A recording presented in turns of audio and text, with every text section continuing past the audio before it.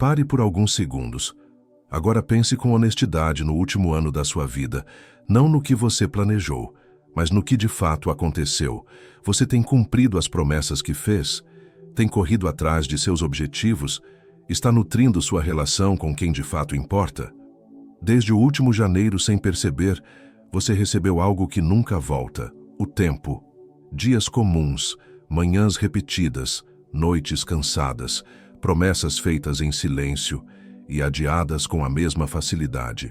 E aqui está a pergunta que a maioria evita: você usou esse tempo para se fortalecer ou apenas aprendeu a sobreviver melhor dentro do mesmo desgaste? A maioria dos homens não está fraca, estão cansados, confundindo exaustão com destino, procrastinação com paciência, e passou a tratar a própria vida como algo que pode ser resolvido quando sobrar tempo. Mas o tempo não sobra, ele passa. Marco Aurélio escreveu que não é que tenhamos pouco tempo, é que desperdiçamos muito. E isso não é uma frase bonita, é um aviso. O estoicismo não começa quando tudo está confortável. Essa filosofia começa quando você percebe que, se continuar agindo do mesmo jeito, o ano que se iniciou será apenas uma repetição mais cansada do anterior. Isso aqui não é sobre inspiração. Não é sobre se sentir motivado por alguns minutos. É sobre conduta. Os próximos 30 dias não vão mudar o mundo ao seu redor, mas podem mudar algo muito mais decisivo: a forma como você responde a ele. Neste vídeo, eu vou te apresentar 5 desafios. Você não precisa cumprir todos, porque isso seria apenas mais uma forma elegante de se sabotar. Então você vai escolher um e vai sustentar esse desafio sem negociar com o cansaço, sem discursos internos, sem desculpas silenciosas, independente da fase que estiver enfrentando. Não para provar nada a ninguém, mas para descobrir quem você se torna quando para de fugir de si mesmo. O tempo vai passar de qualquer forma. A pergunta é simples: quando esses 30 dias terminarem, você vai estar no mesmo lugar, ou um pouco mais no controle? Esse é o convite para você se propor a melhorar em 2026. E se você busca conteúdo de verdade no meio da sociedade da dopamina, se inscreva nesse canal, pois estamos vídeo após vídeo trazendo conselhos valiosos. Vamos começar o primeiro desafio. Desafio 5. Pare de reclamar. Reclamar parece algo pequeno, quase inofensivo. Sem perceber, fazemos isso com mais frequência do que gostaríamos. Mas observe com atenção. Reclamar é um treino diário de negatividade. Como advertia Marco Aurélio, o hábito de reclamar não muda os fatos, apenas enfraquece quem reclama. O homem que reclama acredita de maneira inocente que está apenas desabafando. Na prática, ele está ensinando o próprio cérebro a se colocar abaixo dos acontecimentos. Trânsito, trabalho, pessoas difíceis, clima, economia. Sei que tudo que foi citado agora acontece no seu dia a dia. E nada disso muda porque você reclama. Mas algo muda. E sempre para pior. Sua mente aprende a procurar defeitos automaticamente. Reclamar não é desabafo, é repetição. É o treino mental de alguém que reage, em vez de alguém que escolhe.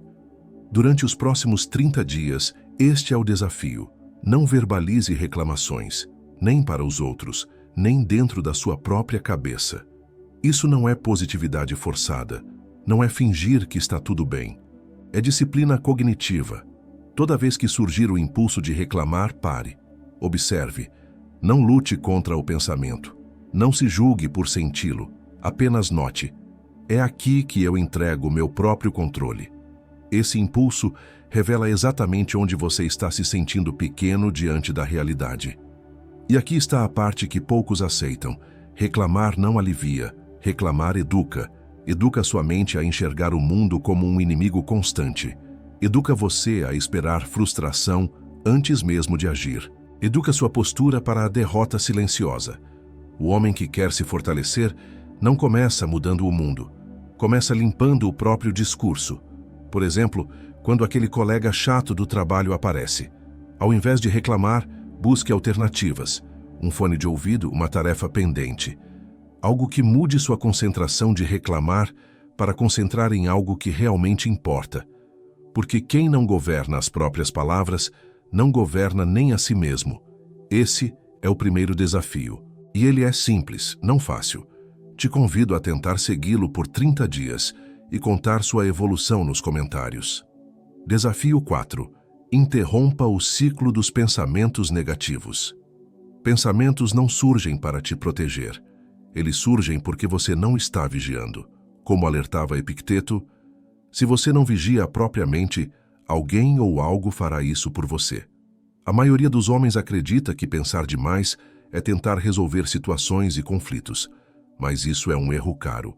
Pensar quando vira repetição não resolve nada, apenas reapresenta a dor com outra embalagem. Por exemplo, em relacionamentos. Quando surgem problemas, ao invés de buscar a solução com diálogo, é comum ficarmos remoendo a situação mentalmente, apenas ela que está sempre certa. Ela perdeu o interesse por mim. Essas ideias são pensamentos autodestrutivos, que podem se tornar sérios problemas para a relação. Durante os próximos 30 dias, trate seus pensamentos como o que eles realmente são. Eventos mentais, não verdades absolutas. Um pensamento aparece, você observa, e antes de aceitá-lo faz uma pergunta simples. Isso é o que de fato aconteceu ou apenas uma narrativa emocional? Esse pequeno intervalo de reflexão muda tudo. É nesse espaço entre estímulo e resposta que o autocontrole nasce. Você esfria a cabeça e enxerga a situação em outra perspectiva. Mas sem esse espaço, você não decide. Você reage. E homens não se destroem por grandes tragédias. Se destroem por ruminação contínua. Repetem a mesma conversa interna. Revêem o mesmo erro. Reencenam o mesmo conflito. Até que a mente, exausta, começa a trabalhar contra eles. Sêneca alertava que uma mente cansada de si mesma se torna seu pior inimigo. Isso não é reflexão. É autodestruição silenciosa. Treinar a mente é como treinar um músculo instável. No início, ela treme, falha, cansa rápido. Mas com repetição, interrupção e consciência, ela se fortalece. Você não precisa expulsar pensamentos. Isso é ingenuidade. Precisa parar de obedecê-los automaticamente. Quando você observa um pensamento sem se fundir a ele, ele perde autoridade. E quando a mente perde o controle sobre o homem, é o homem que recupera o comando. Esse é o segundo desafio. Silencioso, exigente e decisivo. Se esses desafios podem surtir efeitos em sua vida, clique no botão de gostei. Assim o YouTube irá recomendar mais vídeos para você se desenvolver.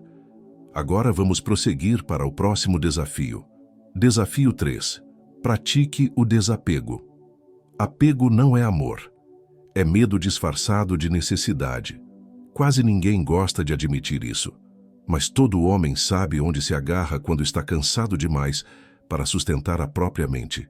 Pode ser o celular, a comida em excesso, a distração constante, a validação de alguém, ou aquele conforto automático que entra sempre que o desconforto aparece. Eu já percebi isso em mim de forma simples. Não foi em um grande colapso, foi num dia comum. Cortei algo pequeno por decisão própria, e o incômodo apareceu rápido demais. Não era falta, era dependência, porque na realidade é isso que a sociedade atual tenta impor.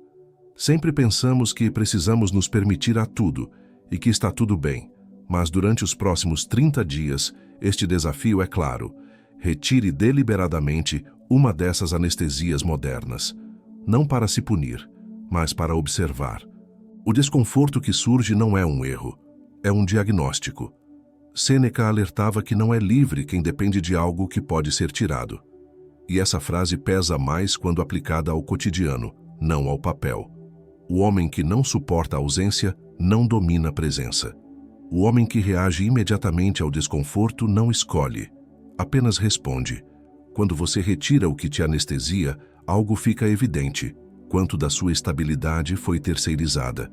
Se a sua paz depende de estímulo constante, ela não é paz. É distração bem administrada. O desapego não te empobrece, ele te revela. Revela onde você é fraco, e exatamente por isso, onde você pode se tornar sólido. Esse é o terceiro desafio, menos confortável, mais honesto. Com essas duras verdades ditas, agora iremos prosseguir. Desafio 2. Pratique gratidão como lucidez, não como emoção.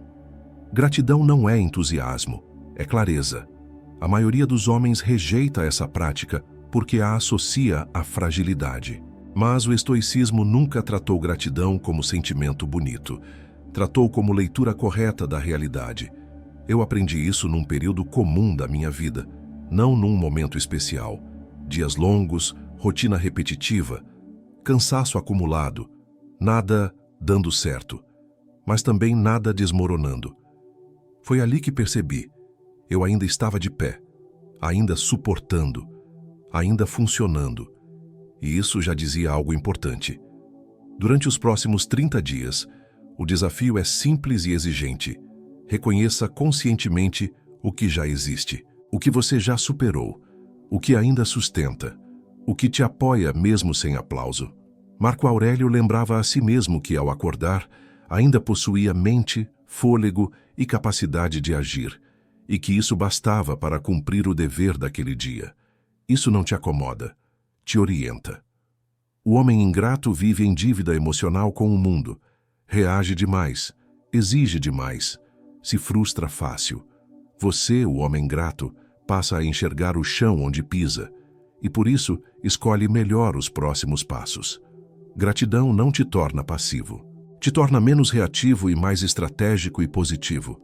Ao reconhecer o que é real, você para de lutar contra fantasias e começa a agir com base no que tem, não no que falta. Durante esses 30 dias, pare uma vez por dia, em silêncio, e nomeie mentalmente algo que te mantém funcional. Não para se sentir melhor, mas para enxergar melhor. E você que vai seguir esse desafio, escreva nos comentários uma única frase: lucidez antes da reação. Serei mais grato pelo pouco que tenho. Não é para me agradar, é uma forma de lembrar a si mesmo. E para encerrar o ciclo, vamos ao último desafio. Desafio 1. Haja mesmo sem vontade. Vontade é instável. Ela aparece quando quer e sempre quando é mais necessária. Por isso, homens que esperam vontade vivem em atraso permanente. Olhe como aprendi essa lição. Em um dia qualquer, nada dramático, nada inspirador. Havia algo simples que precisava ser feito: estudar. E nenhuma disposição interna para começar. Se eu tivesse esperado o estado certo, teria adiado, como tantas outras vezes. Mas executei mesmo assim, mal feito, sem entusiasmo, em silêncio. E algo ficou claro. A ação veio antes da motivação, não depois. Epicteto ensinava que não são as coisas que nos perturbam, mas os julgamentos que fazemos sobre elas. A vontade é um desses julgamentos, e ela não deve comandar sua conduta. Durante os próximos 30 dias, este é o desafio. Execute o que precisa ser feito sem negociar com o humor. Faça pequeno. Ao invés de 5 minutos a mais deitado pela manhã, levante e já arrume sua cama. Faça imperfeito. Ao invés de esperar a fase certa para se exercitar, encaixe nos horários que der. Mas sempre faça. Não espere clareza emocional. Ela costuma vir depois do movimento, não antes. A disciplina não é um ato isolado. É repetição silenciosa. Ninguém aplaude quem cumpre o básico todos os dias. E é exatamente aí que o caráter se forma. O homem que age apenas quando sente vontade vive à mercê do próprio estado interno. O homem que age apesar da vontade constrói algo mais raro: confiabilidade em si mesmo. Esse é o último desafio, não o mais bonito, mas o mais decisivo, porque caráter não se anuncia, se repete. Você não precisa mudar tudo. Isso é só mais uma forma sofisticada de se sabotar. Você precisa parar de se enganar. Entre esses 5 desafios, escolha um. Apenas um. Não o mais bonito, não o mais fácil, mas o que mais expõe onde você costuma fugir de si mesmo. O desafio que você mais se identificou. E sustente esse desafio por 30 dias, sem anunciar, sem explicar, sem pedir compreensão. O homem irreconhecível Não é o mais motivado, é o que parou de negociar com a própria consciência. Se alguém notar diferença, ótimo. Se ninguém notar, melhor ainda, porque a mudança real não faz barulho. Ela acontece quando você age em silêncio, repete o básico e mantém postura mesmo quando ninguém está olhando. O tempo vai passar de qualquer forma. Ele não é inimigo, não é aliado, é neutro e inevitável. A única pergunta que importa é: quem você será quando esses 30 dias terminarem? Se quiser selar esse compromisso, se inscreva no canal para se desenvolver constantemente. Não para mostrar força, mas para lembrar que você decidiu não desperdiçar mais tempo.